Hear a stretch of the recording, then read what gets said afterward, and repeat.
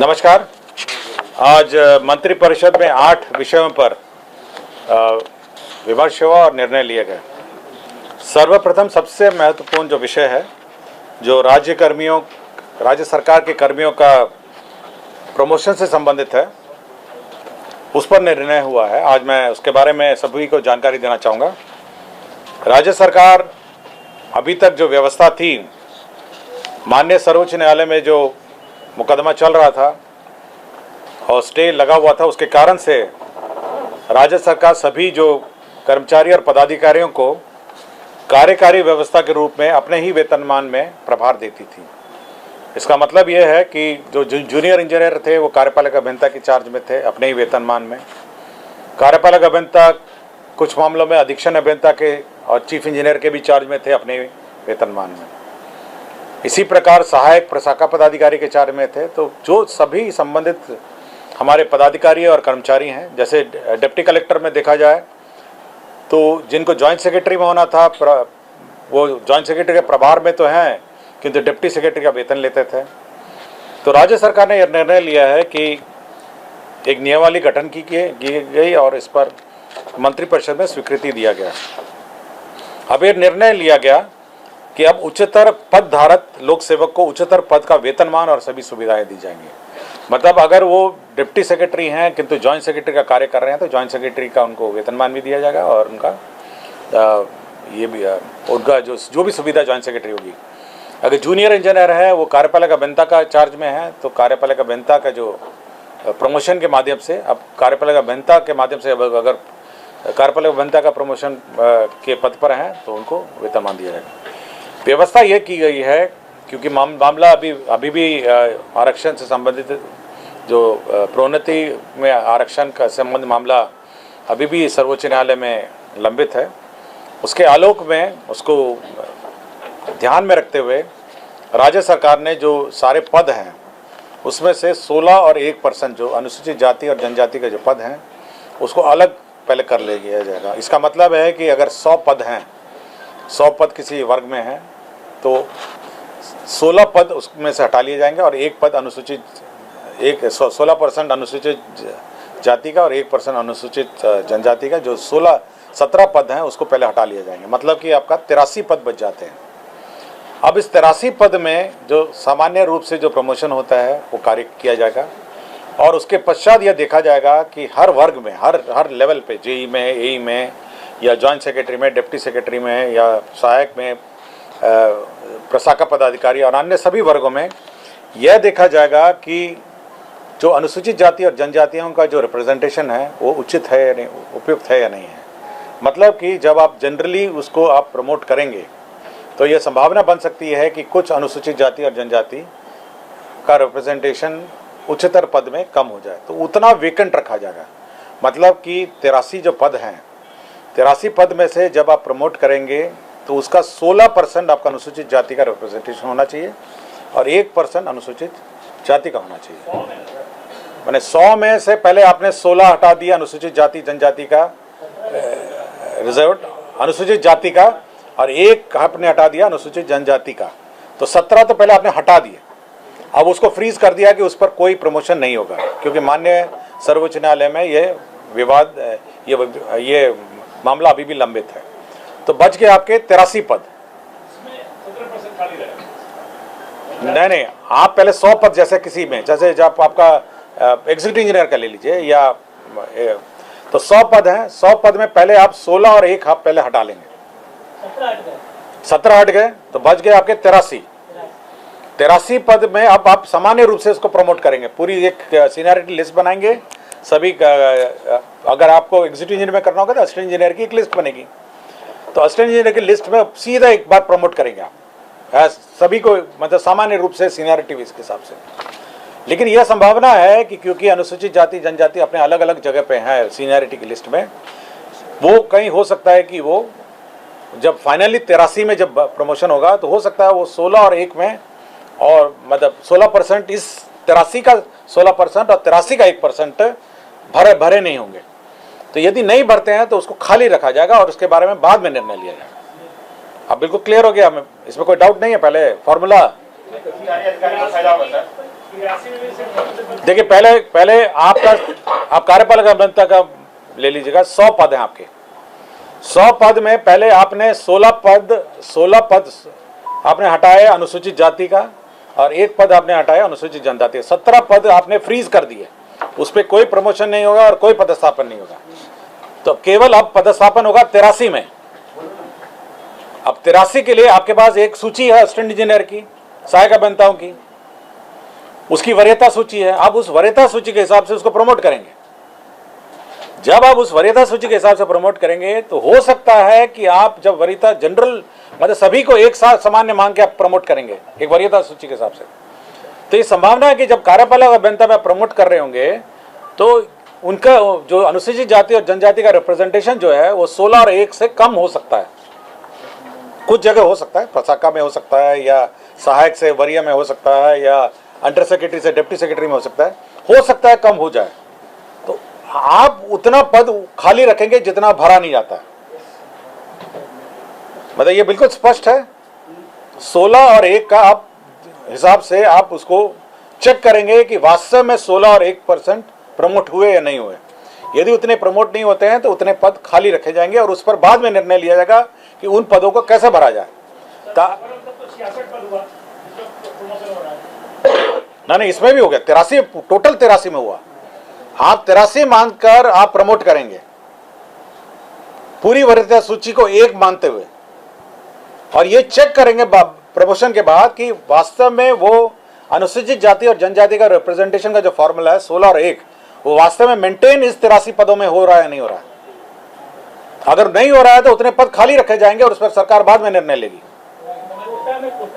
हाँ, बस 83 में कोटा, मतलब कोटा वाला पहले फ्रीज किए और उसके बाद इस 83 में भी आप ये सुनिश्चित करेंगे कि अनुसूचित जाति और जनजाति का रिप्रेजेंटेशन सही रूप में है या नहीं है।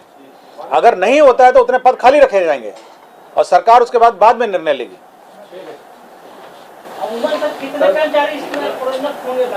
पूरे राज्य के सभी, पूरे राज्य के पूरे आपके मतलब जिला स्तर के कर्मचारी हैं, आपके राज्य स्तर के हैं, संवैधानिक पूरे कार्य बहुत ज्यादा होंगे। आपके पुलिस व्यवस्था में भी प्रमोशन होगा, आपके इंजीनियरिंग व्यवस्था में होगा, आपके डिप्टी कलेक्टर्स में होगा, जितनी राज्य सेवाएं होंगी, फिर जिला स्तरीय काडर भी है, बहुत सारा है। तो बड़ी आपका पंचायत से नीचे वाले भी तो हैं, आपके जिला स्तरीय काडर भी तो आपका है।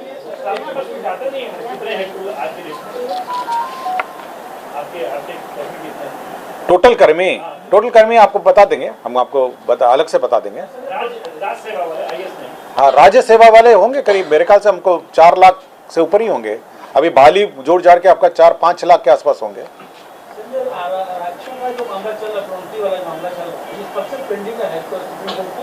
ये 2016 से पेंडिंग है, 2016 से पेंडिंग है, मतलब 6 साल से हम लोग प्रोन्नति नहीं कर पाए हैं। तो इसलिए वैकल्पिक रूप से हम लोगों ने ये व्यवस्था की है कि प्रमोशन हो और साथ ही अनुसूचित जाति और जनजाति का जो रिप्रेजेंटेशन है प्रमोशन में बाद में वो भी रहे। और जब फाइनली जो माननीय उच्च न्यायालय का, सर्वोच्च न्यायालय का निर्णय आएगा तो वो जो 16+1 वो फ्रीज्ड वैकेंसीज हैं उस पर भी निर्णय होगा। फिर एक बार फिर से पूरी एक्साइज प्रमोशन और रोस्टर की बात की जाएगी। कार्यकारी प्रभार लेकिन रेगुलर है, मतलब रेगुलर वेतन है। मतलब अगर उसको प्रभार आप देते हैं सहायक अभियंता से असिस्टेंट इंजीनियर का, तो असिस्टेंट इंजीनियर का उसको वेतन देना पड़ेगा।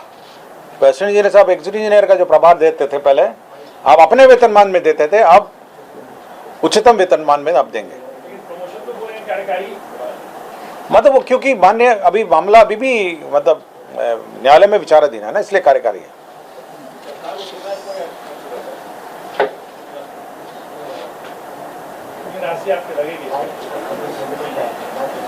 दो अलग है, बट ये टोटल पूछ रहे हैं, टोटल कर्मचारियों की संख्या पूछ रहे हैं। तो इसमें यही है कि भविष्य में नियमित प्रोन्नति अगर माननीय उच्च न्यायालय, माननीय सर्वोच्च न्यायालय का अन्यथा ऑर्डर होगा तो सभी लोग अपने अपने जो प्रोन्नति पाए हैं वो अपने अपने पद पे वापस चले जाएंगे। और किंतु जो वेतन इस बीच में उन्होंने लिया होगा या सुविधा ली होगी वो उनसे वसूलनीय नहीं होगी। मतलब सर्वोच्च न्यायालय का जो भी फाइनल डिसीजन होगा तो सभी लोग अपने अपने पद पे वापस चले जाएंगे, लेकिन हम लोग वसूलेंगे नहीं उनका वेतन। क्लियर हो गया सब ये। और रोस्टर का जो बिंदु है, क्योंकि हम लोग फॉर्मूला अलग है, तो तब तक ये स्थगित रहेगा। रोस्टर का जो हम लोग का व्यवस्था है प्रमोशन में, पहले रोस्टर बिंदु के हिसाब से होता था, अब पूरा एक ही सीनियरिटी लिस्ट होगा और फिर हम लोग चेक करेंगे कि अनुसूचित जाति और जनजाति का रिप्रेजेंटेशन उचित रूप में है। और इस संबंध में किसी को कुछ पूछना है? ठीक है, धन्यवाद। मंत्रिपरिषद ने एक निर्णय गृह विभाग से संबंधित लिया है। वामपंथी उग्रवाद प्रभावित राज्यों में केंद्र प्रायोजित विशेष आधारभूत संरचना योजना के अंतर्गत 2022-26 से तक का 37 करोड़ 83 लाख का योजना स्वीकृत किया है। 37 करोड़ 83 लाख का ये 22 से 26 का है। ये इंफ्रास्ट्रक्चर का, उग्रवादी क्षेत्रों में इंफ्रास्ट्रक्चर का योजना है। बिहार पंचायत सेवा नियमावली 2010 में संशोधन किया गया है और इनकी जो सेवा नियमावली में अब 4 स्तर के होंगे। मूल कोटि होगा प्रखंड पंचायती राज पदाधिकारी का, प्रथम प्रोन्नति स्तर होगा व्याख्याता, मुखिया, सरपंच प्रशिक्षण संस्था और जिला पंचायती राज प्रशिक्षण संस्था। तो प्रशिक्षण संस्था के जो व्याख्याता और जो प्रशिक्षण संस्था के ये होंगे, इंचार्ज होंगे, वो प्रथम प्रोन्नति का होगा। द्वितीय प्रोन्नति स्तर होगा अपर जिला पंचायती राज पदाधिकारी और अपर मुख्य कार्यपालक पदाधिकारी जिला परिषद। और तृतीय प्रोन्नति स्तर होगा जिला पंचायती राज पदाधिकारी सह प्राचार्य, सहायक निदेशक, मुखिया सरपंच प्रशिक्षण संस्था, जिला पंचायती राज प्रशिक्षण संस्था, राज्य स्तरीय प्रशिक्षण एवं सोच संस्था। तो 4 स्तर का है। तो 4 स्तर का पुनर्गठन किया गया है।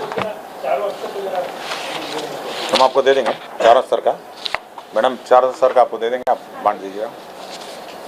तीसरा है जो राष्ट्रीय सुरक्षा के दृष्टिकोण से जो प्रोक्योरमेंट की व्यवस्था है, GFR 2017 के नियम 144(11) के में संशोधन किया है। प्रोक्योरमेंट मतलब जो टेंडर वेंडर में कौन भाग लेंगे और कौन नहीं भाग लेंगे, इसमें केवल राष्ट्रीय सुरक्षा के दृष्टिकोण से ऐसी संस्था डिबार्ड रहेंगी जो मतलब देश के राष्ट्रीय सुरक्षा से संवेदनशील जो देश हैं उनसे तालमेल रखती हो, उनके साथ साठगांठ करती हो, वैसे कंपनियों का टेंडर में भाग लेना वर्जित रहेगा। मतलब जैसे मैं कोई कंपनी भाग लेती है, अगर उस कंपनी का कोई अग्रीमेंट या डीलिंग या कुछ अरेंजमेंट किसी अन्य ऐसा देश से हो जो राष्ट्रीय सुरक्षा के दृष्टिकोण से उचित ना हो, तो वैसे कंपनियां भाग नहीं ले सकेंगी। अभी कौन सा कंट्री नहीं है मुझे नहीं पता, लेकिन राष्ट्रीय सुरक्षा से के दृष्टिकोण से ऐसे कंपनियां, ऐसे देश से जो तालमेल रखते हों वो रूल चेंज है, कोई कंट्री का नाम उसमें उल्लेखित है। राज्य के सभी राजकीय दंत महाविद्यालय या राजकीय दंत महाविद्यालय अस्पताल में नामांकन एवं अन्य शुल्क का निर्धारित किया गया है। एडमिशन फीस क्या होगा, ट्यूशन फीस क्या होगा, हॉस्टल फीस क्या होगा, कॉशन फीस क्या होगा, तो सारे फीस का निर्धारित किया गया है। जैसे मेडिकल कॉलेजेस में हुआ है उसी प्रकार डेंटल कॉलेज में भी फीस समान अनुपात में निर्धारित किया गया। तो चाहिए होगा फीस मैडम आपको दे देते हैं। इंदिरा गांधी आयुर्विज्ञान संस्था पटना में 149 पदों का सृजन किया गया IGIMS में। खरीफ विपणन मौसम में हर साल बैंक गारंटी ली जाती है और जो कोऑपरेटिव बैंक और अन्य सहकारी संस्थाओं को लोन दिया जाता है प्रोक्योरमेंट के लिए। तो 8000 करोड़ का लोन लिया जा रहा है जिसमें सरकार गारंटी दे रही है। अंबिका प्रसाद गुप्ता है अपर जिला सत्र न्यायाधीश दरभंगा, तो बर्खास्त हैं। बर्खास्ती आदेश को रद्द करते हुए वापस लिया गया है। ये बर्खास्त हुए थे 3/9/2015 को, उनका बर्खास्त किया था वापस लिया गया। तो यही 8 एजेंडा हैं जिस पर आज निर्णय लिया गया। धन्यवाद।